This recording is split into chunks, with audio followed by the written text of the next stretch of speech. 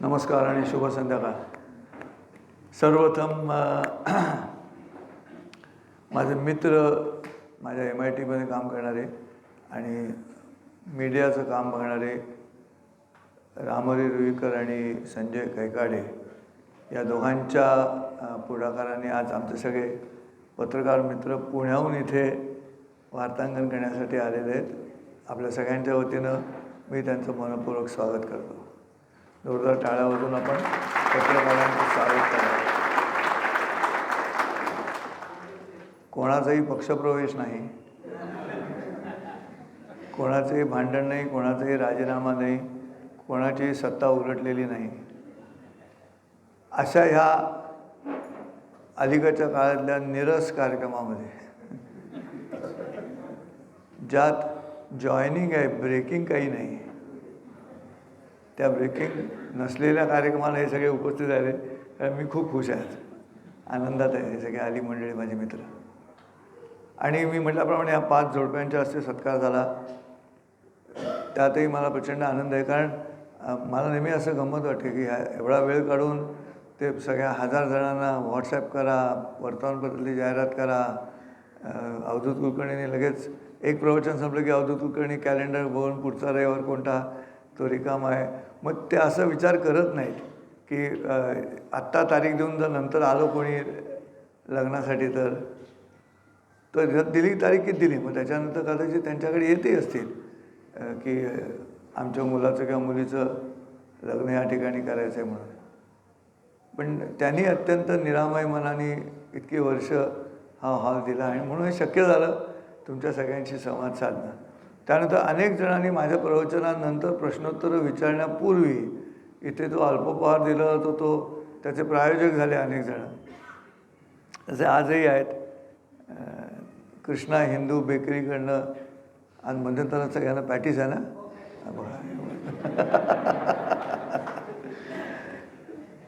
नाही काय आहे की हे सगळ्यात महत्त्वाचं आहे.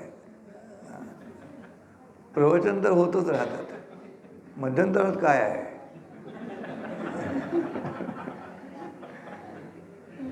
असो, त्यानिमित्तानं का होईना कानावर तर पडतं आहे. कारण कान हा एकच अवयव आहे ना जो बंद नाही करता येत. ज्ञानेंद्रियांपैकी एकच आहे, ते बंद नाही करता येत. बाकीचे 4ही ज्ञानेंद्रिय तुम्हाला ठरवून बंद करता येतात. पण आवाज चांगला थोडासा घुमतो आहे, ऐकू येतं आहे स्पष्ट? शेवटी येतं आहे का? हां, नाही, क्लॅरिटी नाही आहे. काय करता येईल? बास बंद कर, बास बंद कर. हॅलो, आता बरोबर आहे?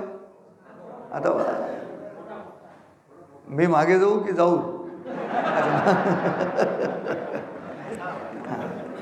आता ठीक आहे? हां ठीक आहे, चला. नुसती विचारांमध्ये क्लॅरिटी असून चालत नाही, ती ध्वनिक्षेपकात पण लागते. असं आहे. मिनी कविता आणि मिनी कविता असा विषय आजचं घेण्याचं कारण असं आहे की मी लिहिलेल्या अभंगांचं प्रकाशन आज आहे. आणि हे जे वृत्त आहे हे वर्षानुवर्ष आमच्या संतांनी विनियोग केलेलं वृत्त आहे. मी उपयोग म्हणत नाही, कारण भाषेमध्ये उपयोग झाला की वस्तूची घट होते आणि विनियोग केला की वस्तूत वाढ होते. या शब्दाची गंमत अशी आहे.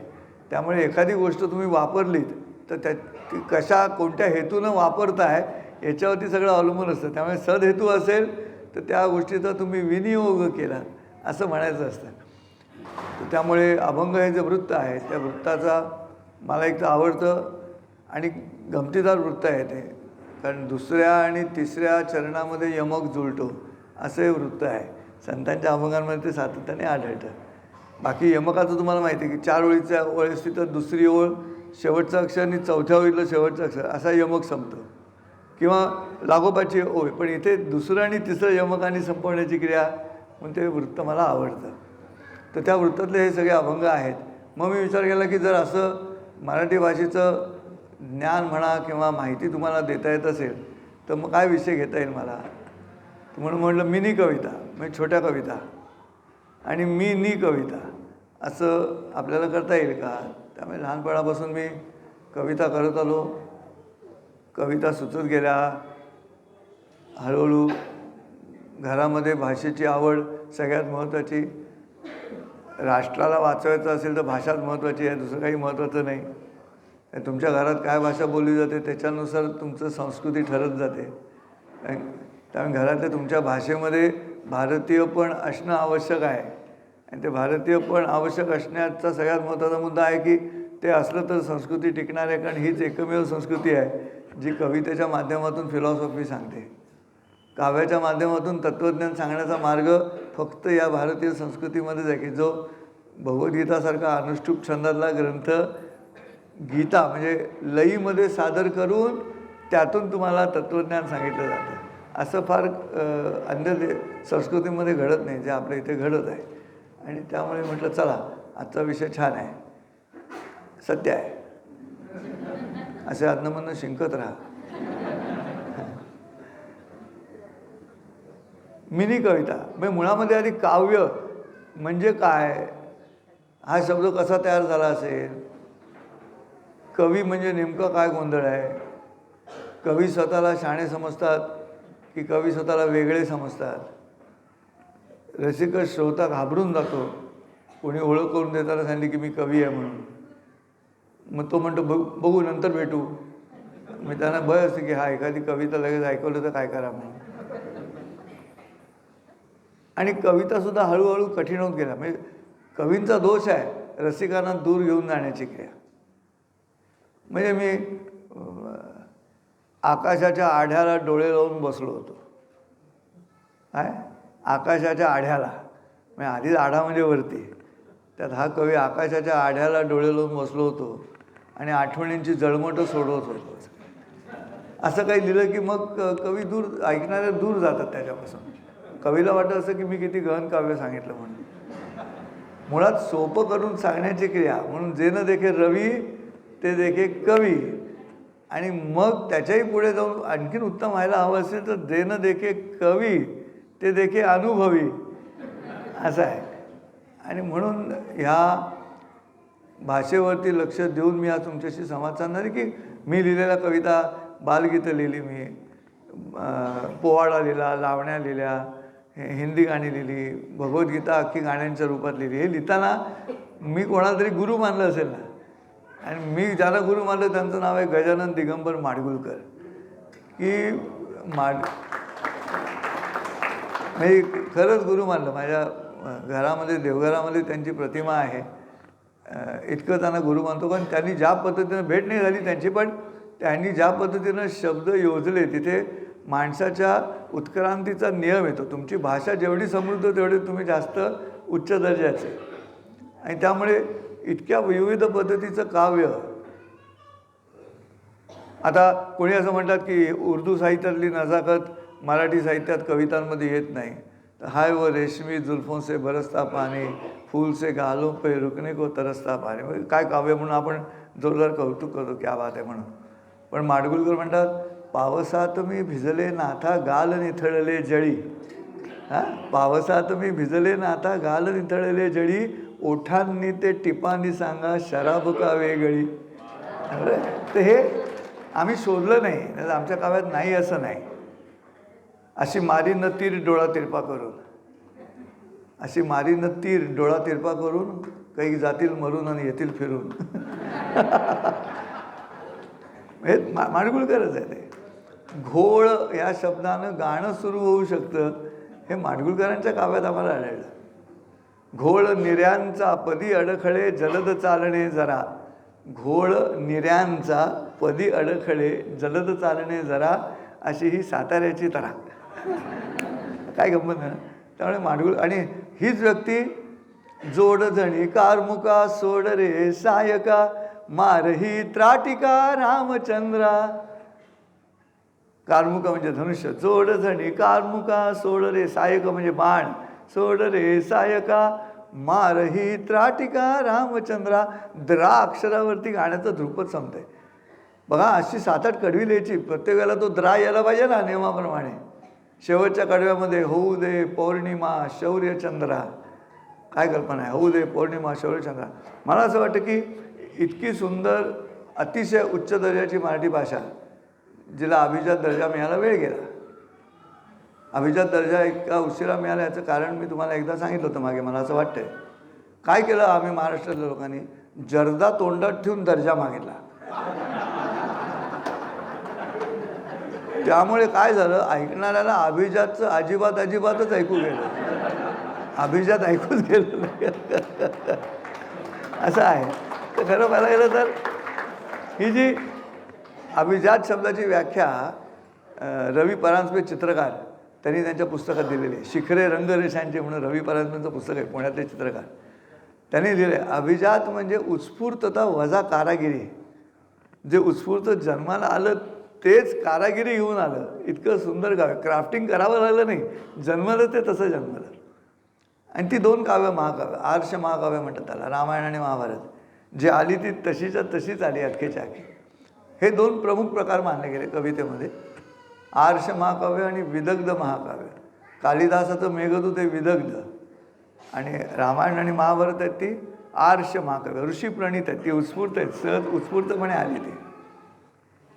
आता ही काव्यच आहे. नाही खरं सांगतो, तुमच्या मनावरती अवलंबून आहे की ही कटकट आहे की काव्य आहे. तुम्ही कसं ऐकता ते गाणं त्याच्यावरती अवलंबून आहे. म्हणून त्याला रड गाणं असं म्हणतो की नाही. करेक्ट. म्हणजे तुमच्या प्रसन्नतेवरती अवलंबून आहे तुम्हाला सुंदर सुचणं. पण सुंदर सुचलं की तुमचं जगणं सुंदर की आयुष्य सुंदर, तुमचे व्यवहार अतिशय सुंदर सगळ्या जगाबरोबरचे.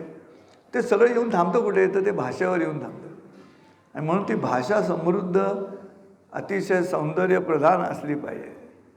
आणि संतांच्या भाषेमध्ये ते सोपेपण पण असलं पाहिजे. ते सोपेपण सगळ्यात महत्त्वाचं. नाही तर कठीण बोलणारे भरपूर आहेत.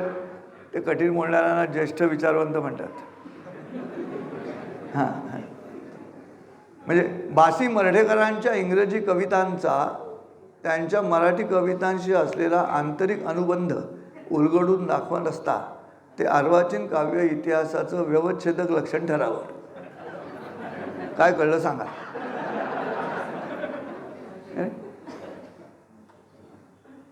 मग संत सोपे त्या मानाने. माझ्या मातीचे गायन तुझ्या आकाश श्रुतीने जरा कानोसा देऊ न कधी ऐकशील का रे. नामदेव म्हणतात माझ्या बोबडिया बोला चित्त द्यावे बा विठ्ठला, माझ्या बोबडिया बोला. माझ्या मातीचे गायन तुझ्या आकाश श्रुतीने हा सगळा एक वैचारिक पद्धतीनं मांडलेला काव्याचा भाग. आणि नामदेव म्हणतात कारण ते रिकामे आहेत. जे भरलेले असतात ते लिहितात, जे रिकामे असतात ते बोलतात. हा कुंभाचा नियम आहे. हा पाणी भरलेलं मडकं असेल तर ते वाजत नाही. पण जे कुंभ वाजवणारे जे कलावंत आहेत, पोटावरती असं ठेवून वाजवत जाते, ते रिकामं लागतं. रिकामं म्हणजे काय? तर षड्रिपू गेल्यानंतर जे रिकामं आहे ते काम क्रोध लोभ मोह मद मत्सर गेल्यानंतर रिकामपण आलं. त्याच्यामध्ये बोललं की माणूस काव्याकडे जातो.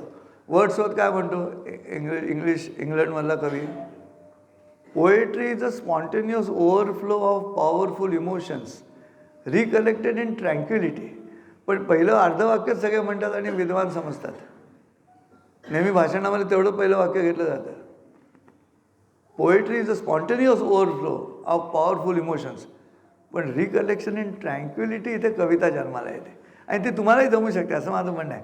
दरवेळेला तो माणूस जन्मताच कवी, जन्मता कोणी नसतो. तुम्ही ज्या रस्त्यावर जाता तिथे तसं ठरत जातं. पण तुम्हाला सुद्धा या पद्धतीने विचार केला तर ट्रँक्युलिटीमध्ये जेव्हा तुम्ही विचार करता परत, तिथे जे सुचतं ते काव्य असतं.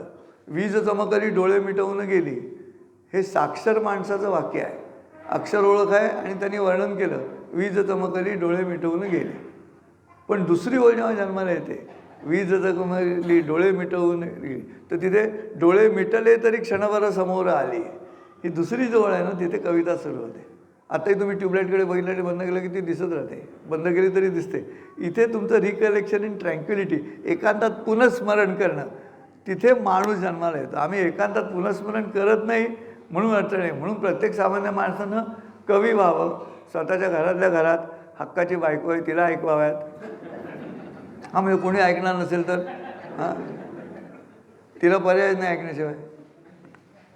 कुसुमाग्रजांची बायको कुसुमाग्रजांना म्हणते, अहो इथे तुमच्या कवितेचे काही जुने कागद पडलेत, ते रद्दीत टाकू का? तेवढंच वजन वाढेल. असं कुसुमाग्रजांचं काव्य आहे. आणि मग विवा शिरवाडकर कुसुमाग्रज म्हणतात की जे काम काळ करणार आहे ते तू का करतेस, जे काम काळ करणार. हे इथे कवितेचा मुद्दा आला. रामकृष्ण आले गेले तेणे जग का ओसची पडले, इथे काव्य आलं. आणि ते तुमच्या माझ्या व्यक्तिगत आयुष्यामध्ये येऊ शकतं असा माझा दावा आहे. त्यामुळे कोणीतरी वेगळं काहीतरी आहे माणूस कवी म्हणून त्याच्याकडे न बघता तुम्हालाही जमू शकतं. फक्त त्याच्यावरती चिंतन करायला लागेल, रिकलेक्शन अँड ट्रँक्युलिटी करायला लागेल, एकांतात विचार करायला लागेल की तुम्हालाही सुचतं. आणि मग समाज सुधरत जातो, समाज अभिजात होऊ लागतो. अभिजात समाज, अभिजन जेव्हा म्हणतात ना तेव्हा अभिजात जे विचार करतात ते ह्या पद्धतीनं पुनर्स्मरण करायला लागेल, पुनर्विचार करायला लागेल की नेमकं काय केलं आहे. तसं कोणी करत नाही, राजकारणी करत नाही आहेत, कोणीच करत नाही आहे. मी या पक्षात जेव्हा पहिल्यांदा प्रवेश घेतला त्याच्यावरती रात्री चिंतन केलेलं नाही आहे की मी या पक्षात का आलो म्हणून. म्हणून राजकारणात काव्य आढळत नाही. खरंच तिथे कारण विचार केलेला नाही आहे. कारण विचार रात्री ते करतायत की ह्या पक्षात मी का आलो, ज्याऐवजी उद्या सकाळी कोणत्या पक्षात जाऊ असा विचार चालला आहे. बरं, राजा कालस्य कारणम, मी राजाचा उल्लेख राजकारणाचा अशासाठी करतो आहे की राजा कालस्य कारणम, राजावर ठरतं प्रजा काय करते ते. लोकशाहीमध्ये मात्र उलटं चालतं ना. म्हणून कविता या पद्धतीनं व्हायला पाहिजेत. लहानपणापासून म्हणजे मला शब्दांच्या खेळाचा छंद होताच पहिल्यापासून. मजा जरा मला शब्दांमध्ये गंमत वाटायची. अत्यंत क्षुल्लक विनोद करायचो मी, कोट्या करायचो, पण मला आनंद असायचा. स्वांताय सुखाय. मग ते घासलेट नावाचा एक रॉकेल, घासलेट नाही घासलेट संपलं असं आठवत असेल अनेकांना घासलेट. मग मला त्या आधी वाटतं की जे नसलं की घास लेट जातो म्हणून त्याला घास म्हणतात की असं मी मग सगळे माझ्याकडे म्हणायचं ह्याचं नाव भगवद्गीतेच्या सुरुवातीला आहे संजय उवाचं म्हणून. मग लोक कित्येक मला संजय उगाचं असं म्हणायला लागले. असं तुम्ही करू बघा कविता, स्वतःसाठी करा, 2 ओळींच्या 4 ओळींच्या, आणि मजा येते. काव्याची लक्षणं लक्षात घेतली ना की सोपं आहे. मिनी कविता करायला एकदम सोपं आहे. विरोधाभास, अतिशयोक्ती, अलंकार एवढे 2 घेतले आणि समोरच्याचं व्यंग हा 3रं व्यंजन टाकलं की रेसिपी तयार कवितेची. एकदम सोपं आहे.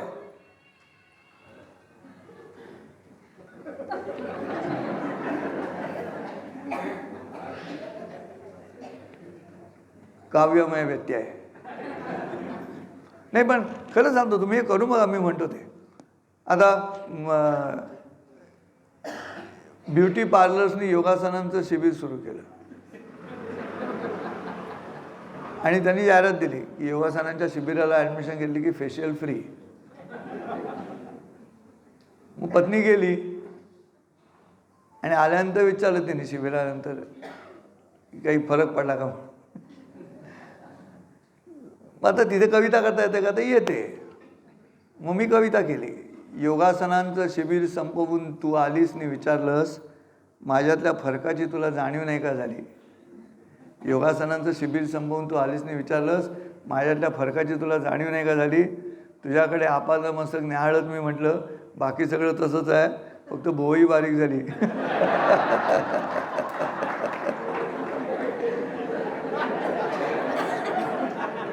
समोरच्याची टीका, व्यंग, त्याचं अतिशयोक्ती, अलंकार. म्हणजे शिबिराला गेली ही कमनीय होण्यासाठी, ती भुवईच कमनीय होऊन आली अशी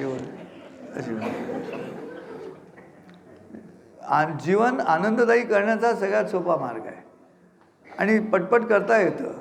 माझं म्हणणं आहे पटपट करता येतं. तुम्हाला फक्त ते टेक्निक जमलं की झालं. सुरुवातीला कारागिरीच पाहिजे. कलावंत नंतर व्हा, आधी कारागीर व्हा. क्राफ्टिंग आधी सुरू करा, म्हणजे आयुष्य सुंदर जातं. टायटल्स तयार करायचे असतील तरीसुद्धा तुम्हाला या पद्धतीने विचार करता येतो. मी शिकवायला गेलो शिक्षकांना, तेव्हासुद्धा कवितेने बोलल्यामुळे गंमत आली त्यांना. नाहीतर त्या सिनियर शिक्षिका होत्या त्या रागावल्याच होत्या माझ्यावर की हा का शिकवायला आला म्हणून. आदर्श शिक्षक म्हणजे नेमकं काय असा विषय घेऊन मी घेत होतो लेक्चर. मी BEd नाही, DEd नाही, MAd नाही, मग तरी हा का शिकवतो असं त्या बाईंचं म्हणणं होतं. वयस्कर होत्या, अनुभवी होत्या. आणि मी जेव्हा म्हटलं की प्रत्येक शिक्षिकेला कविता करता आली पाहिजे, तुमचा विषय काही असो, भूगोल असो, इतिहास असो, पण तुम्हाला कविता करता आली पाहिजे. मुलांना जिंकण्यासाठी किमान 1ली ते 4थीच्या वर्गामध्ये तरी तुम्हाला करता आली पाहिजे. कारण ही 4 वर्ष मुलं ध्वनीवरती जगतात, ध्वन्यार्थानं शिकतात. 5वी ते 8वी मुलं डिक्शनरी शब्दार्थावरती जगतात आणि 8वी नंतरची मुलं ही गूढार्थावरती शिकतात. रीडिंग बिटवीन द लाईन्स काय, हा शिक्षणाचे 3 भाग मी पाडलेले आहेत. मी असं सांगू शकतो की ॲरिस्टॉटलचं म्हणणं आहे म्हणून. तुम्हाला वाटतं क्या बात आहे, काय उपाध्यांचं वाचन आहे, हे मला सुचलेलं आहे सांगतात तुम्हाला की. मग ध्वन्यार्थाने शिकवायचं असेल मुलांना तर कसं शिकवता येईल असं मी सांगत होतो. कविता करता आली पाहिजे. मग ते तुम्ही आता घरात ऐकली पण असेल. एक होतं झुरळ चालत नव्हतं सरळ, बसमध्ये चढलं तिकीट नाही काढले, ह्या कविता आपल्या घरात आहेतच. तर त्या शिक्षिकांनी मला चॅलेंज दिला. मग तुम्हीच आता आम्हाला शिकवताय ना, तुम्हीच कविता करून दाखवा एक. म्हटलं द्या विषय मला. मग त्यांनी फळ्यावरचा विषय दिला, आदर्श शिक्षक म्हणजे नेमकं काय. सोपं गणित आहे. त्यांना गंमत वाटली की उपाध्यायांना लगेच कसं सुचलं, पण हे गणित आहे, इट्स अ क्राफ्टिंग. आता मला काय करायचं आहे, मागे विषय आहे आदर्श शिक्षक म्हणजे नेमकं काय. आता ही ओळ मला रेडीमेड मिळाली कवितेसाठी, नवीन सुचायची काही गरज नाही. शेवटचा शब्द काय, मग कायला यमकाने संपणारे शब्द कोणते, पाय, नाय, हाय, उपाय, साय, हे सगळे आले. मग साय आवडला, मग साईवरनं उलटा मागे आलो आणि म्हटलं घ्या लिहून कविता. या वेगाने घडलं. आदर्श शिक्षक ही जमात नेमकी काय असली पाहिजे. आदर्श शिक्षक ही जमात नेमकी काय असली पाहिजे. ते थंडगार पौष्टिक दूध नसून तापलेल्या दुधावरची. तर हे जी गंमत आहे की कविता माहिती नसताना प्रेक्षकांना साय असली पाहिजे, हे सुचणं जे आहे त्याला म्हणतात टेकिंग देम टुवर्ड्स. मुलांना शिकवण्यासाठी शिक्षकांनी कुठेतरी मुलांना घेऊन जायला पाहिजे. तर ते घेऊन जाण्याची क्रिया तुमच्या घरातल्या घरात तुम्हाला उत्तम कविता करता येतात. साध्या साध्या गोष्टींवरती म्हणजे त्याला काही लागत नाही असं माझं म्हणणं आहे. मग त्याच्यावरती भाषेवर प्रेम करायला लागतं. तुम्हाला अन्य लोकांच्या कविता वाचायला लागतात. अनेक जण अशा कविता करतात. वात्रटिका नावाने अनेक कविता आपल्या मराठी साहित्यामध्ये प्रसिद्ध आहेत. रामदास फुटाणे आहेत अलीकडचे, अतिशय उत्तम. म्हणजे मला त्यांची ती पूर्ण कविता आठवत नाही, पण दिलीप वळसे पाटील ऊर्जा मंत्री होते त्या कार्यक्रमामध्ये. आता बघा त्यांच्या आडनावाचा वापर करत वीज मंत्र्यांची गाडी वळसे घेत घेत गावात शिरली. आता वळसे शब्द मध्ये घेऊन त्याच्यात गंमत आहे, त्याच्यामध्ये गंमत आहे. मंगेश पाडगावकरांच्या वात्रटिका आहेत. वात्रट टीका असं त्यांनी त्याची फोड केलेली आहे आणि अतिशय उत्तम. पाडगावकरांच्याही वात्रटिकांमध्ये अनेक प्रकारे आपल्याला दिसतं. यशवंत देव वात्रटिका लिहिणारे आहेत. गोपींची वस्त्र बाळकृष्णाने हिरावली आणि तीच पुढे राजसभेत द्रौपदीला पुरवली. किती छान. ह्या मिनी कविताच आहेत ना, ह्या मिनी कविताच. पाडगावकर अशा पद्धतीनं की दारू झाली खूप आता प्यावे सूप, असं ते पाडगावकर येता आता तुका म्हणे म्हणून कविता करायचे. स्वांतः सुखाय आहे, समोरच्यासाठी नाही, पण त्यांना तो आनंद असे. मग पाडगावकरांकडे बाबा बोरकर गेले. मग बाबा बोरकर पाडगावकरांना म्हणाले की तुम्ही अशा मिनी कविता का लिहिता छोट्या छोट्या. पाडगावकर म्हणाले त्यालाही प्रतिभा लागते बोरकर, बाकी बाबू त्यालाही प्रतिभा लागते. तर बोरकर म्हणाले हाय मी 50 लिहीन 2 मिनटात, असं बोरकर म्हणाले. तर पाडगावकर म्हणाले ठीक आहे, मी आंघोळ करून येतो, तुम्ही लिहून ठेवा. मग पाडगावकर आंघोळीला गेले. आंघोळ करून पाडगावकर आले, म्हणाले झाली का कविता. बोरकर म्हणाले झाली. म्हणे काय, म्हणे एवढासा टॉवेल त्यात कसं मावेल.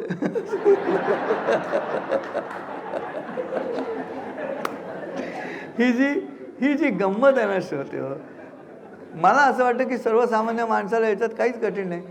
थोडा सुरुवातीला त्रास होईल की बाबा यमकाला यमक जुळते किंवा शब्दाला शब्द जुळते नाही जुळते, पण ते सहज करता येऊ शकेल. आणि त्यात काही माझं काय म्हणणं आहे, अंतिम परिणाम काय आहे मिनी कवितेचा. तुम्हाला काही मोठं काव्य महाकाव्य लिहायचं नाही, पण येतात 4 ओळी लिहायला हरकत नाही. त्यातही वाक्यामध्ये सुद्धा कविता असते असं नंतर म्हणायला लागले. पण एक विषय घ्या, काव्य उलटं केलं की वाक्य, जे वाक्य नाही ते काव्य. सोपं गणित आहे, खोटं नाही सांगत आहे मी. अक्षरं जागा बदलतात विरोधी अर्थशब्द तयार करताना, कानामाता जोडाक्षरं तीच राहतात. जे वाक्य नाही, व आणि कणी जागा बदलल्या ते काव्य. देव आणि वेद जो ठाऊक आहे तो वेद, जो ठाऊक नाही तो देव. आम्हाला ठाऊक नाही, अज्ञात आहे म्हणून देव. तुम्ही तप केलं की तुम्हाला पत मिळते. अरे तुम्ही शय म्हणजे झोपून राहिलात की तुम्हाला यश मिळत नाही. तर ही जी गंमत आहे, मला वाटतं जगणं भाषेवरच अवलंबून आहे, आणखी कशावरती अवलंबून आहे. आणि म्हणून मला असं की प्रत्येकाने पुस्तकं नका छापू माझ्यासारखी, पण कविता करायला हरकत नाही घरातल्या घरात. आणि घरातल्या घरात ह्या कविता तुम्हाला असंख्य करता येतात. आणि ह्या मिनी कविता केल्या की खूप मजा असते, सोपं असतं. 4 ओळींचंच असतं काव्य, तेही करता येतं. त्याला 4 ओळी म्हणायचं की नाही नंतरचा मुद्दा. हे मोठेपणी कॅमेरामन होणार, कॅमेरा वुमन.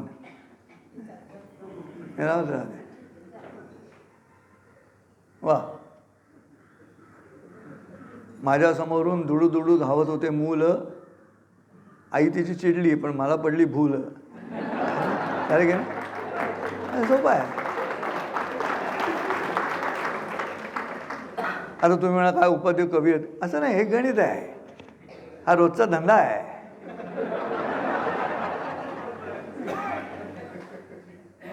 आणि हे आनंदी असणं या पद्धतीनंच घडतं. दारू पिणारा माणूस म्हणाला तुला अशा छोट्या छोट्या कविता करता येत नाही म्हणून तू सांगतो चला चला. तर मी दारू पित नाही आणि ते कविता ऐकत होता दारू पिणारा. झाला बंद.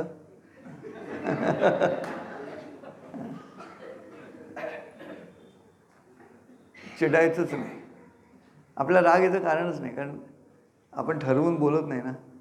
म्हणजे मी ठरवून बोलत नाही, त्यामुळे मोबाईलवाला तरी मला कळतं तर खूप वेळ वाढला की बाईकडे आहे असं मी नेहमी सांगतो. पटकन बंद झाला की तो पुरुषाकडे आहे.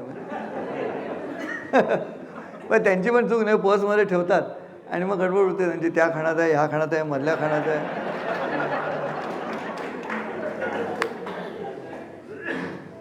आता कोणी म्हणेल तुमचं आयुष्य कठीण आहे, माझं कठीण नाही. असं घडलं तरी मला काहीच फरक पडत नाही. मला घडलं तरी फरक पडेल, कारण मी आनंदी आहे. याचं कारण मी भाषेच्या माध्यमातून इतका रुजलेलो आहे की मला ह्या सगळ्याच गोष्टींच्या वर काहीतरी सुचत राहतं आणि ते सुचणं सगळ्यात महत्त्वाचं. गाय जवळ घेते आणि वासरू लुचू लागतं, असं म्हणतात पाडेगावकर. गाय जवळ घेते आणि वासरू लुचू लागतं, तसं तसं मला गाणं सुचू लागतं. काय सुंदर गप्पा. बहिणाबाई चौधरी, अरे घरोटा घरोटा तुझ्यातून पडे पिठी, तसं तसं माझं गाणं पोटातून येतं वटी. आहे की नाही, सुंदर आहे.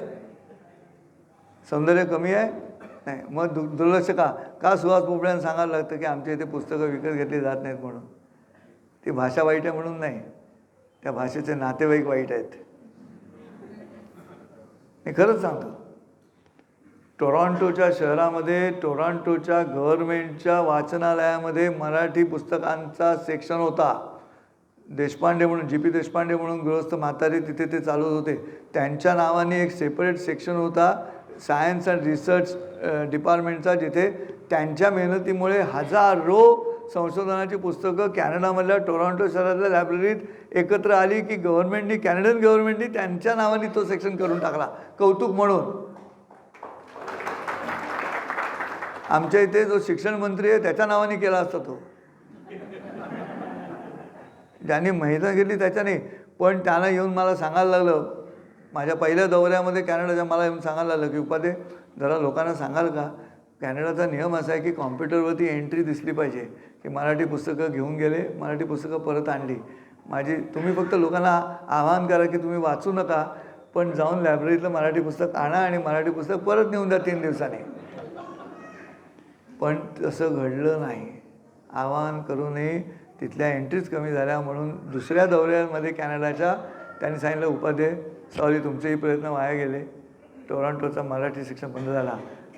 आज आम्ही भाषा करतो, अभिजात म्हणून बोंब मारतो. आज आम्ही इथे भाषा म्हणून राजकारणात बोंब करतो, आमची भाषा म्हणून. पण मूळ वृत्तीमध्ये जर असं घडत असेल तर इंटरेस्ट नाही तर इंटरेस्ट नाहीच. मिलियन्स ऑफ आवृत्ती, मिलियनची आवृत्ती संपली असं इंग्रजी पुस्तकांचं वाचतो आपण. मदर कादंबरी, मॅक्झिम गॉर्कीची, गॉडफादरसारखं बुक, अनेक सिडने शेल्डन घ्या, चला हे क्लासिक्स नकोच, फिक्शन बुक्स घ्या.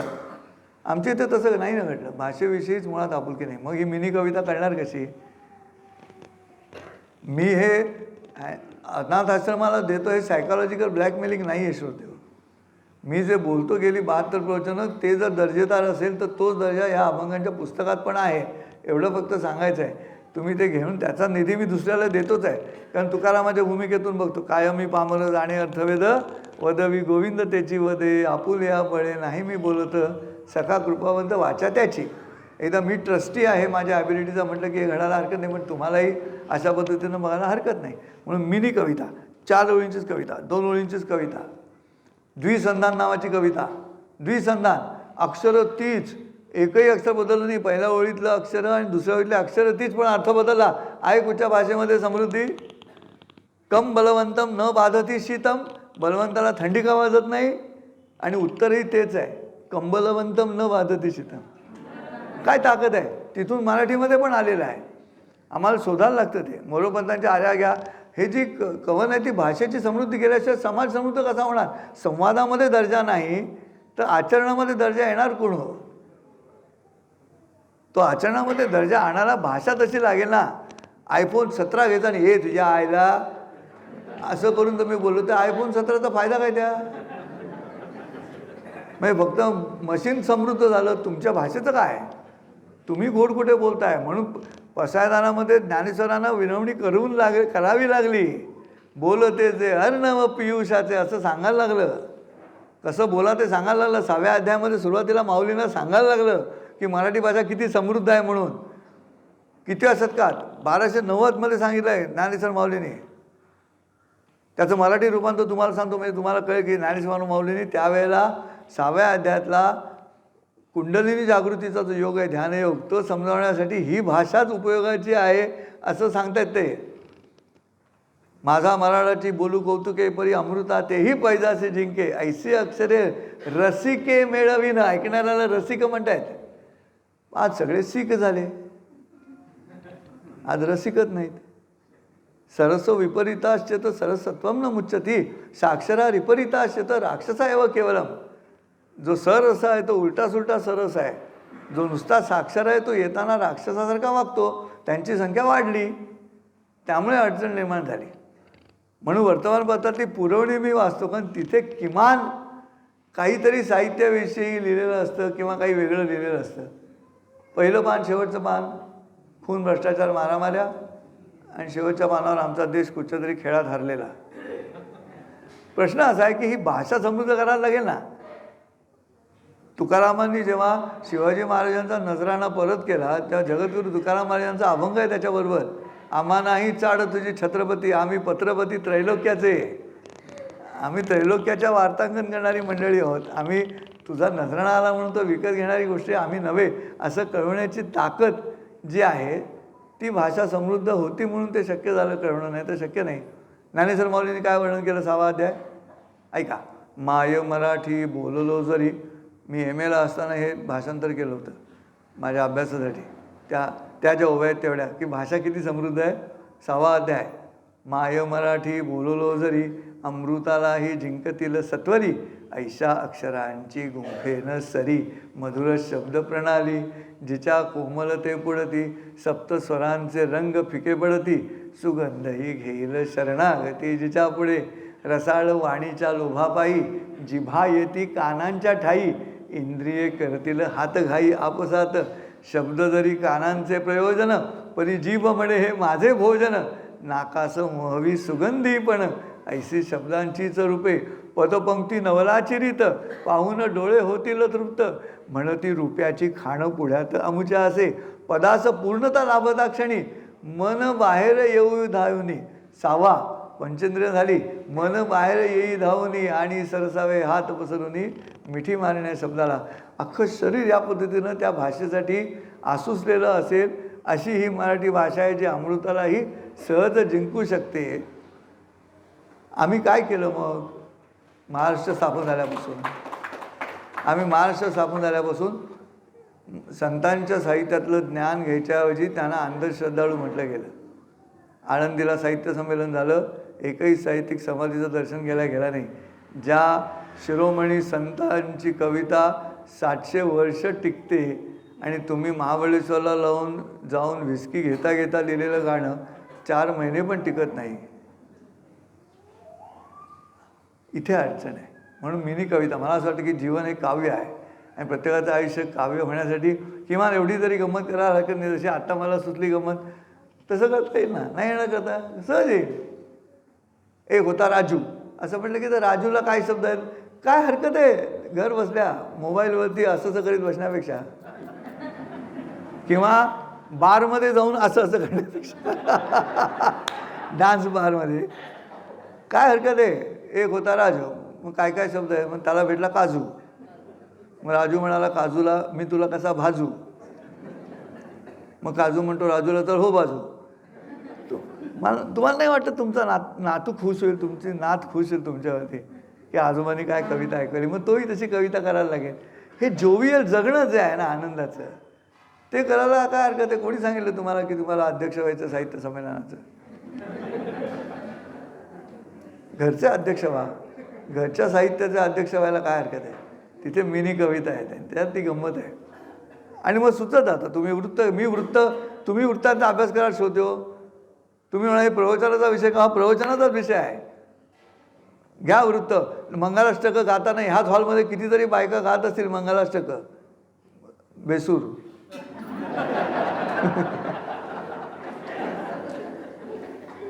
म्हणून अलीकडचे लग्नाचे हॉल बांधतात ना, त्याचे ॲकॉस्टिक्स मुद्दाम वाईटच ठेवतात ते, की काय गाते कळू नये.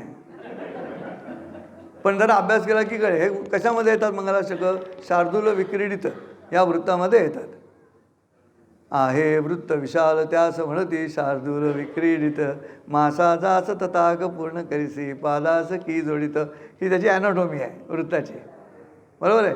मग आता मला कोणी येऊन सांगतो उपाध्ये मंगलाष्टकं लिहून द्या, मी देतो लिहून. का मला वृत्त ठाऊक आहे, फक्त शब्द बसवायचे येतात. आणि काय बसतं सोपं आहे ते. आहे वाजत चौघडास नैती सूर्योदया पासुनी, या वृत्तात घ्यायचं ते. एवढं मराठी माणसाला एवढं माहिती असू नये हे कशात लिहिलेलं आहे ते. आहे वाजत चौघडास नैती सूर्योदया पासुनी, हा वृत्ताचा मुद्दा आहे. त्याच्यासाठी अभ्यास करायला लागेल, मस्त वेळ जाईल. मोबाईल तुमच्या नातवाला घेऊन बसा आणि त्याच्याबरोबर ही वृत्त घेऊन त्याला मराठी भाषेतली गंमत शिकवायला लागा. तोही खुश होईल, अरे हे शक्य आहे म्हणून. आणि करून बघा, सोपं आहे, ह्याच्यात काहीच कठीण नाही. मी असं केलं म्हणून मला कवितेची जी कल्पना आहे, मिनी कविता जी आहे, त्याच्यामध्ये या गोष्टी सहज साध्य होतात. तुम्ही विशेष उठून दिसता लोकांमध्ये काहीतरी कविता ऐकवली की, मग ते इंग्रजीतही जमायला लागतं. मग त्याचा फायदा होतो मैत्रीमध्ये. किती फायदा आहे हो. कॅनरा बँकेमध्ये जेव्हा D.A. मुसळे नावाचा एक अत्यंत बारीक बुटका टायपिस्ट होता, त्याची ट्रान्सफर झाली सोलापूरला. तर मी ऑफिसमध्ये होतो, मी त्याच्या नावाने D.A. मुसळे DAMUSALE अशी अध्यक्षर असलेली कविता इंग्रजीमध्ये करून लावली. क्राफ्टिंग आहे, मला सुचायचा मुद्दा नाही, भाषेचा अभ्यास केल्यामुळे ते जमलं. मग dashing brain with full of scale, a figure thin with tremendous will, man as colleague and as friend, useful friendship with endless end, smile is there always on the face, apart from work whether more or less, living today is a silent guy, everybody is wishing good luck and goodbye. D.A. Musale अजून पाठ आहे माझी. मी bank सोडून 25 वर्ष झाली, मला लक्षात आहे अजून. त्याच्या आधी काही वर्ष होता. आणि आत्ता 4 महिन्यापूर्वी सोलापूरच्या कार्यक्रमामध्ये ते कार्यक्रमाची जाहिरात लागली होती. तर तो बायकोला म्हणाले, हे माझ्याबरोबर काम करत होता हा माणूस संजय उपाध्ये. त्या बायकोनी टिपिकल काहीतरी थापा मारू नका असं. हे संजय उपाध्ये कशाला तुमच्या वर्गात असते, बँकेत असते, ओळखतील तुम्हाला. तिथे ओळखलं तर मग मी तुमच्या पाया पडेल. तुम्ही म्हणता ते सत्य आहे म्हणून. आला तो घेऊन बायकोला आणि मी स्टेजवरून खाली उतरलो आणि तो समोर म्हणाला, उपाध्ये ओळखलंस असं मला विचारलं. श्रोते हो, कवितांनी त्याला रडायला लावलं. तुम्ही नुसतं त्याच्याकडे बघून ही आत्ती कविता त्याला म्हणून दाखवली आणि तो तिथेच रडायला लागला. क्वेश्चन इज दिस की आम्ही का नाही समृद्ध व्हायचं. कविता हा माध्यम आहे. कवितेच्या माध्यमातून तुमचं आयुष्य समृद्ध होतं. तुम्ही का नाही समृद्ध होणार. क्या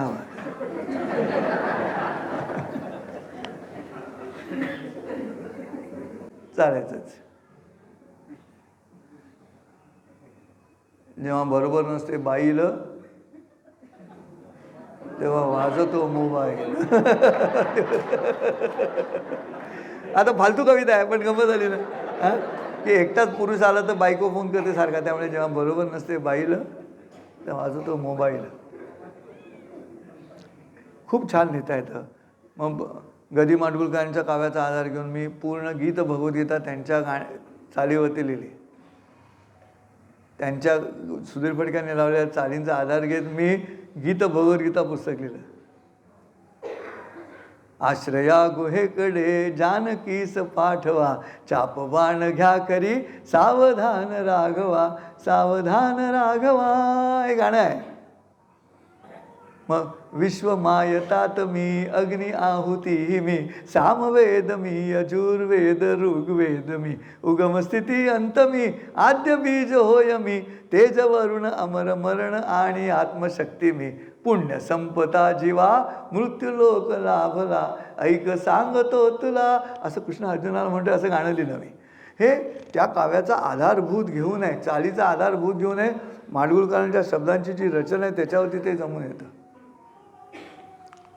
आणि म्हणून मिनी कवितामध्ये ह्या पद्धतीनं स्टेजवरती तुम्हाला ऐन वेळेला कविता करता येते आणि त्याचा फायदा होतो. त्याचा फायदा असा होतो की भारतरत्न लता मंगेशकर ना तुम्हाला ती कविता देता येते, कारण तुम्ही मंगेशकर कुटुंबियांवरती स्टेजवरती कविता लिहिली. एक गाणं चालू असताना मी कविता केली, कारण पुढचं गाणं मागे उभा मंगेश पुढे उभा मंगेश होतं, निवेदनाला मी होतो. केवळ भाषेचा हा अभ्यास होतो. मला काय म्हणायचं आहे, माझं स्वतःचं कौतुक नाही म्हणतो मी, तुम्हाला आवाहन करतोय की तुम्ही भाषेचा अभ्यास करा, तुम्ही त्या भाषेत खोलवर जा, तुम्हालाही हे जमणार आहे असं माझं म्हणणं आहे. पतंजली योगसूत्रामध्ये पतंजली जे सांगतो की बाय बर्थ आणि बाय एफर्ट्स असे दोन्ही योगी आहेत. दरवेळेला योगी हा बाय बर्थच असायला पाहिजे असं नाही, बाय एफर्ट्ससुद्धा योगी असतो. तुम्ही नाही ना बाय बर्थ कवी, बाय एफर्ट्स कवी व्हा. घ्या आनंद या गोष्टींचा. मला जेव्हा कंपल्शन आलं की महापौर लागोपाठ दुसऱ्याही कार्यक्रमाला महापौर येतात मुंबईचे म्हटल्यानंतर, गाणी सगळी तीच होती, निवेदन काहीतरी वेगळं दे असं माझ्या आयोजकांनी मला सांगितलं. मी म्हटलं पेमेंट वाढव. आपले काही कॉन्ट्रॅक्टमध्ये ठरलं नव्हतं. तो म्हणाला देतो, पण काहीतरी वेगळं बोल, कारण महापौर परत येत आहेत, प्रेस्टिजचा इश्यू आहे. मग पहिलं सावरकरांचं गाणं होतं, मी काही निवेदनच केलं नाही. जय सुतेशी मान मंगले. मग तो म्हणाला निवेदन कर. म्हटलं व्हरायटी आहे, निवेदन नाही हीच व्हरायटी. पण दरवेळेलाही चालणार नव्हतं, दुसऱ्या गाण्याला काहीतरी करायला पाहिजे होतं. आणि पुढचं गाणं होतं मागे उभा मंगेश पुढे उभा मंगेश. जयस्तुती चालू असताना स्टेजवर मी कविता केली. कविता अशी आहे, मंगेशकर कुटुंबियांचं वर्णन आहे. लता नावाचे आकाश जणू शारदेचा भास, आशा नावाची लहर जणू मंगेशाचा ध्यास. लता नावाचे आकाश, उषा नावाची पहाट, लोकसंगीताचा थाट. मीना नावाचा तरंग रंगे कोवळ्या मनात, मीना नावाचा तरंग. दीनानाथांचे हृदय, माई बोलीची तिलय. पाची भावंडांचे गाणे, साऱ्या जगाला सवय. पाची भावंडांचे गाणे. जेव्हा एखाद्या माणसाला लागलेली सवय समाजाला लागते तेव्हा परंपरा निर्माण होते, आणि ती सवय साऱ्या देशाला लागते तेव्हा संस्कृती तयार होते. आमच्या भारतीय देशाला मंगेशकर नावाची संगीत संस्कृती लाभलेली आहे. असं म्हणतात की जंगलामध्ये वृक्ष वेलीनं आधार देतात, पण भारतीय संगीत वृक्षाला एका लतेनं आधार दिला. आणि हे का साध्य झालं त्याचं कारण पुढच्या गाण्यात आहे. असं ते निवेदन संपलं. काय कारण आहे? मागे उभा मंगेश पुढे उभा मंगेश, मायाकडे देव माझा माणूस. तो देव आपण आयुष्य कठीण करून घेतात. भाषेवर प्रेम करत नाही म्हणून कठीण करून घेतात तुम्ही. म्हणून आपल्या हातातून भाषा निसटते आणि राजकारण्यांच्या हातात गेली. प्रॉब्लेम तिथे आहे. नाही तर अशा पद्धतीनं गोष्टी होऊन अनेक प्रकारे, म्हणजे पोवाडा आहे, गोंधळी गीत आहे. मी जेव्हा पहिल्यांदा गाणं ऐकलं, बाजीराव नाना तुम्ही लग्नाला चला लग्नात, मला गंमत वाटली. मग मला गणेशोत्सव बघून मला त्याच्यावरती तिकडनं घेतला. आधार आहे, तो आधारभूत आहे. माऊलीने पण शेवटी 18व्या अध्यायात म्हटलंच ना की भाष्यकारा ते वाट पुस तू. मी आधी ज्यानी भाष्य केलं गीतेवर त्यांना विचारत पुढे आलो असं माऊली म्हणतात. मी पण त्याचा ॲडव्हान्टेज घेतला आणि बाजीराव नानो तुम्ही गणपतीला चला, गणपतीला चला, तुम्ही गणपतीला चला. उत्सवाची घाई जमली, वर्गणी लई, 100 रुपये दिलं तर नाव छापून येईल, तुम्ही गणपतीला चला, गणपतीला चला, तुम्ही गणपतीला चला. गणपतीच्या सोहळ्याला आला होता मंत्री, त्यांच्या मग हात जोडून चमच्यांची जंत्री. मंत्र्याच्या पोटाकडं पाहून देव हसला आणि मंत्री गणपतीला मुख्यमंत्री बनव म्हणला. देव म्हणतो मंत्र्याला हात ढिला सोडा, देव म्हणतो मंत्र्याला हात ढिला सोडा आणि विरोधातील आमदाराला पैसे देऊन फोडा, तुम्ही गणपतीला चला.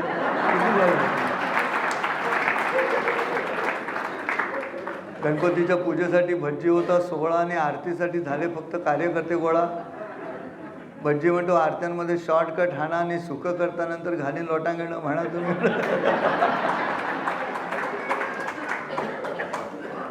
नेहरू रोडच्या मंडपामध्ये पिक्चर दिल दिया आणि महात्मा गांधी रस्त्यावरती मैंने प्यार किया. गल्ल्यांमध्ये मोठी गल्ली होती तेली गल्ली आणि तेथे पिक्चर होता राम तेरी गंगा मैली. 4 जमल्या आया बाया मध्ये ताई बसली आणि पिक्चर सुरू झाला तेव्हा लगत फिल्म तुटली. सगळ्यांनीच केला तेव्हा गणपतीचा धावा आणि एक ओरडे तो जरा कजर आले लावा, तुम्ही गणपतीला चला. ते बघून देवाला कसं तरीच वाटलं आणि दुसऱ्या दिवशी पूजेपर्यंत डोळं मिटून घेतलं त्यानं गणपतीला चला. आता तुम्ही विचार करा की हे सुचण्याची क्रिया याला आधारभूत आहे. पण मी तर खूप एन्जॉय केलं ते गाणं. वरती मी असं म्हणत असे की गणपतीच्या पुढची समईसुद्धा विजलेली असताना एकदम मंडपाच्या पाठीमागनं आवाज आला, सोडा सोडा. गणपतीला वाटलं कोणीतरी भक्त संकटात दिसतोय म्हणून गणपती धावत मागे गेला.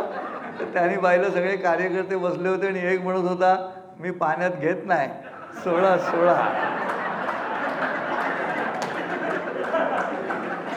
गणपतीला वाटत होतं हे सोडा सोडा वाचवतानाच ओरडतात, हे रिचवताना ओरडतात.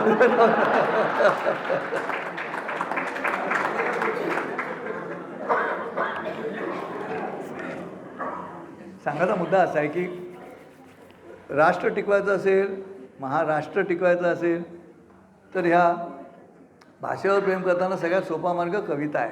अशिक्षित लोकांनीसुद्धा कवितेचाच आधार घेतला.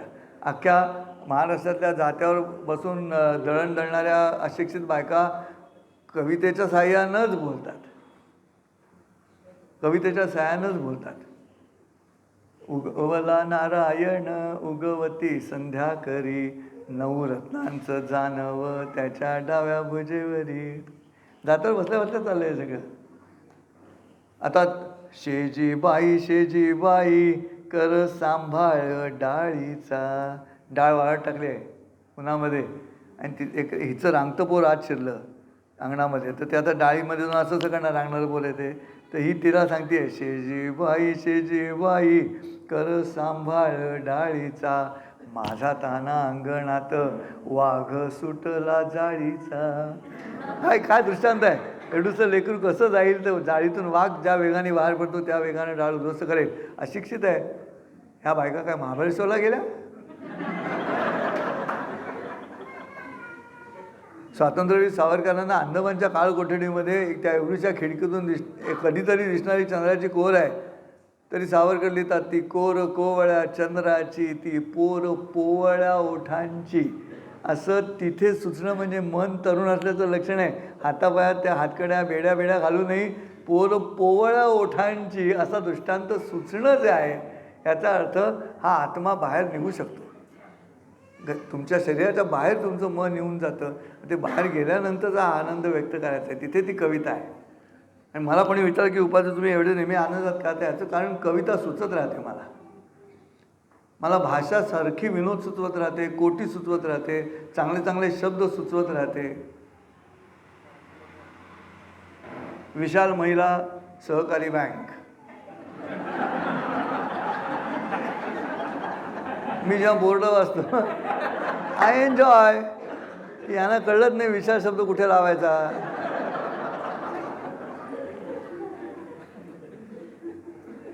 आणि म्हणजे जे बुद्धिवादी असतात ना ते गोंधळ घालतात. ते मध्ये आलं होतं ना, पाढे म्हणताना 20:08 असं म्हणायचं. हां, अरे मूर्खपणा आहे, ह्यातलं काव्य घालवू नका ना. युगे 28 कशी म्हणणार आरती तुम्ही? 20:28 विटेवर उभा. हे नीरस माणसं, ही सरस माणसं नव्हे. ते संस्कृत श्लोकात म्हटल्याप्रमाणे, वचनात म्हटल्याप्रमाणे खूप करता येतं श्रोतो. द्विसंधांचं तुम्हाला मराठीतलं उदाहरण ऐकवतो मी तयार केलेलं. मला 1.5 तास लागला त्या 2 ओळी तयार करायला. आणि काही नाही, मजा. हिंदी सिनेमामधले हिरो हिरोईन बोटीत बसलेले आहेत नावेमध्ये आणि असे पाणी उडवतात आणि मग ते असं ते सगळं त्यांचं चालतं तिथे. दुसऱ्या बोटीत कॅमेरामन, हे ह्या बोटीत आणि ते आता आणि असले सिनेमे मुलं बघतात आणि मग अभ्यास होत नाही आणि स्वप्नात ती नावच येते, मग नोकऱ्या मिळत नाहीत.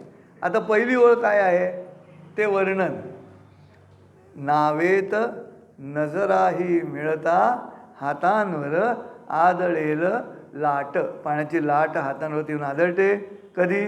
नावेत नजरा, हिरो हिरोईनच्या मिळता हातावरती येऊन थांबली पाण्याची लाट. नावेत नजराही मिळता हातांवर आदळेल लाट.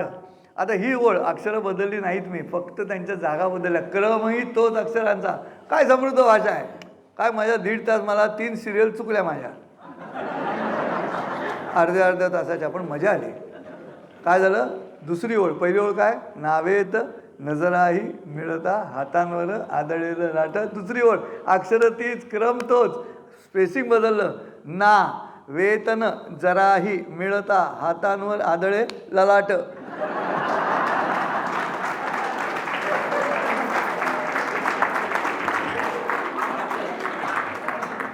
Why not? माझा प्रश्न तुम्हाला आहे, वाय नॉट? का नाही भाषेचा अभ्यास करायचा? आणि करण्यासाठी कवितेचा आधार घेऊन भाषा करा. सुरुवातीला काही मोठ्या कादंबऱ्या वाचू नका. सुरुवातीला कविता वाचा. बहिणाबाई चौधरी घ्या वाचायला, मंगेश पाळगावकर घ्या वाचायला. अनंत काणेकरांसारखा कवी आहे. साताऱ्यातील सतार सुंदर नसती तिजला तारा. काय म्हणतात खाणेकर? जो कवी होळीला बघतो धरू ग सजणे होळी अशी गाणी लिहितो, तो ते म्हणतात साताऱ्यातील सतार सुंदर नसती तिजला तारा, अजिंक्य तारा म्हणून चढतो कोणीही म्हातारा. किती सुंदर विरोधाभास आहे. हे विडंबन करायचं. गेला मोहन कुणीकडे वरती शाळेत असताना मी विडंबन ऐकलं होतं की टिप टिप शाई गळे सारखी है ना, बोटा नाही डाग पडे, शाईच शाई चौकडे ग बाई गेला ब्लॉटिंग कुणीकडे. Is it not a fun? मला असं वाटतं ही मजा घ्यायला सुरुवात करायला हवे. किती वाजता सुरू केलं रे आपण? 6ला सुरू केलं काय? खरं सांगा. आता या लहान मुलांचा अभ्यास आहे, त्याच्यावरती बालगीत. आता तुम्ही म्हणाल उपाध्यायांना काय प्रतिभा सुचली, असं नसतं असं माझं म्हणणं आहे.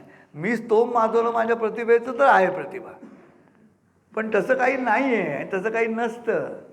घड्याळा घड्याळा काटे मागे वळव, निकाल काय मी अभ्यास केला तेवढाच मला कळव. घड्याळा घड्याळा काटे मागे वळव, आज परीक्षा आहे पण आठवत नाही काही, निकाल रात्री वाचलं आज तेही लक्षात नाही. 4-5 तास पुढे जा नि प्रश्नपत्रिका पळव. घड्याळा घड्याळा. काय जमणार नाही? जमतं, तुम्हालाही जमेल असं माझं म्हणणं आहे. म्हणून तर प्रवचन आहे.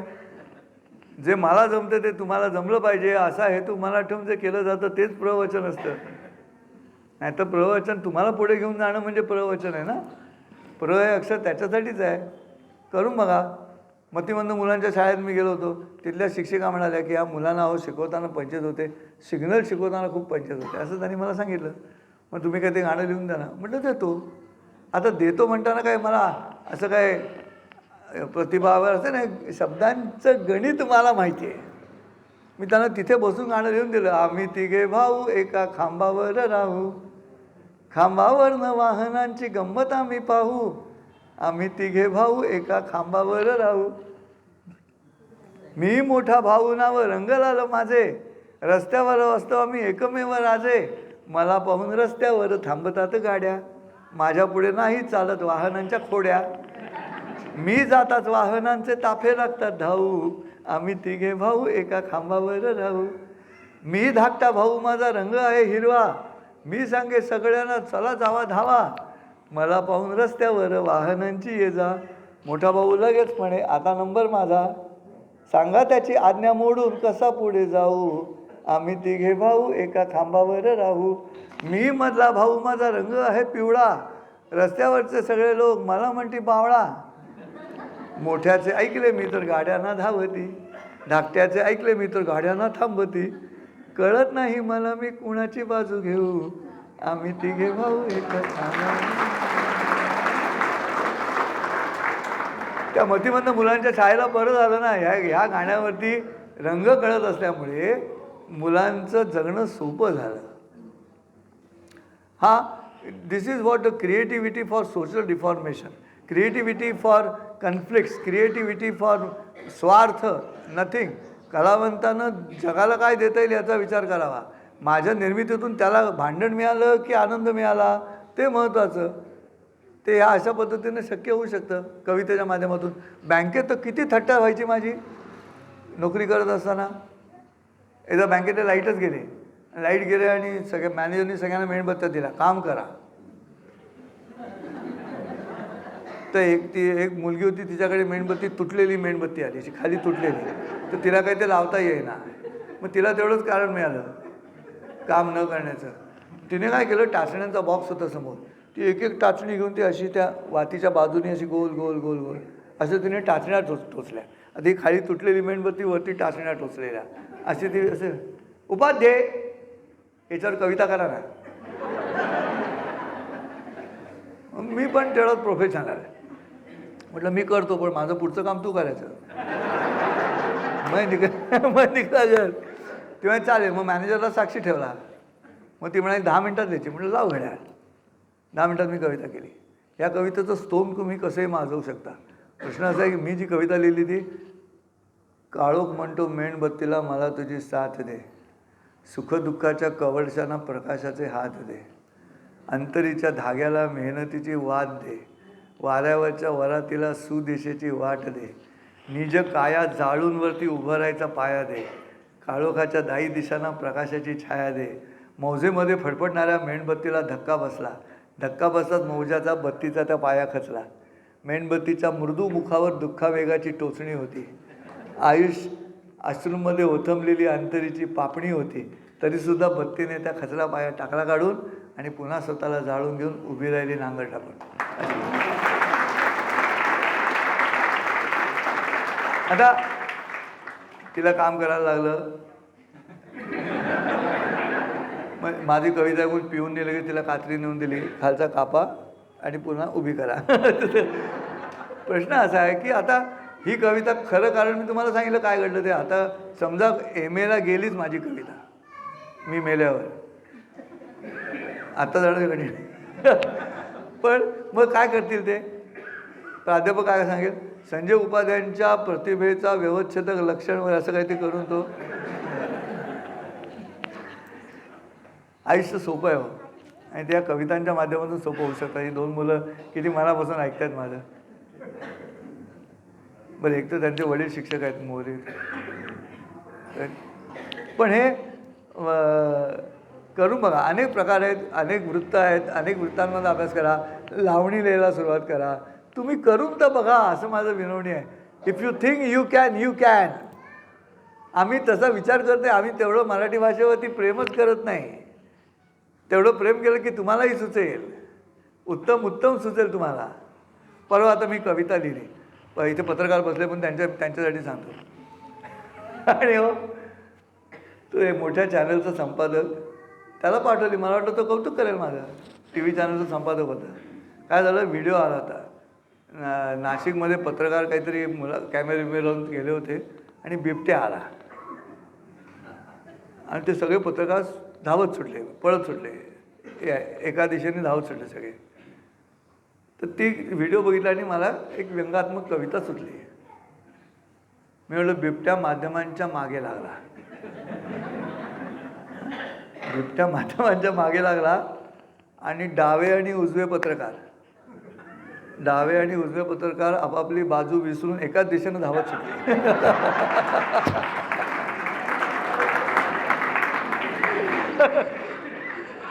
तुम्ही सांगा ही कविता मजेत घ्यायला हवी होती की नाही? अडचण त्याही साईडला आहे. मी जेव्हा त्या संपादकाला, मोठं चॅनल आहे मराठीतला, TV चॅनल आहे बातम्यांचा, त्या संपादकाला मी कविता पाठवली. त्याने मला उत्तर पाठवलं. मला नाही जाऊ. त्याने मला उत्तर पाठवलं की कोणी संघटना म्हणतील बिबट्या ब्राह्मणांच्या मागे सोडा म्हणजे देशाचं भलं होईल. मी खोटं नाही बोलत, माझ्याकडे उत्तर आहे अजून, याच्यात आहे, मोबाईलमध्ये आहे. क्वेश्चन इज दिस. मी हातात झालो, म्हटलं अरे ह्याला कळलंच नाही, त्याला काय संबंधच नव्हता नातं या क्षणी, कोणाचाच संबंध नव्हता. पण मग अशा वेळेला मी येशू ख्रिस्ताचा आधार घेतो. त्यांचं त्यांनाच कळत नाही ते काय करतात. Art of living, LEAVING, art of Shri Shri Shri Sanjay Upadhyay, art of.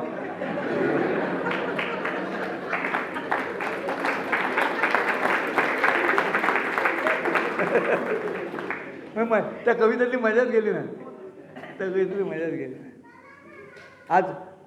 आज सकाळी एक व्हिडिओ आला आणि त्या व्हिडिओमध्ये तो कवीचं म्हणणं असं आहे की काही मित्र मोठे झाले आणि त्याला कन्वे करते की ते मोठे झाल्यामुळे माझ्यापासून दूर गेले, अशी ती हल्ली आहे ना, त्याला पॅथॉस व्यक्त करणारी कविता आली की लोकांना आवडते. तर तसं मला ते काय पटत नाही. असं पॅथॉस मला म्हटलं एकटा बस घरी रडत. कविता करून त्याचं रील बनवून तुला व्ह्यूज पण पाहिजे, सबस्क्रायबर्स पण पाहिजे, वरती मित्रांना नावं पण ठेवायचं ते मोठे झाले म्हणून. मूर्ख. मग मी ती कविता केली, आजचीच आहे, फ्रेश, पहिल्या धारायची.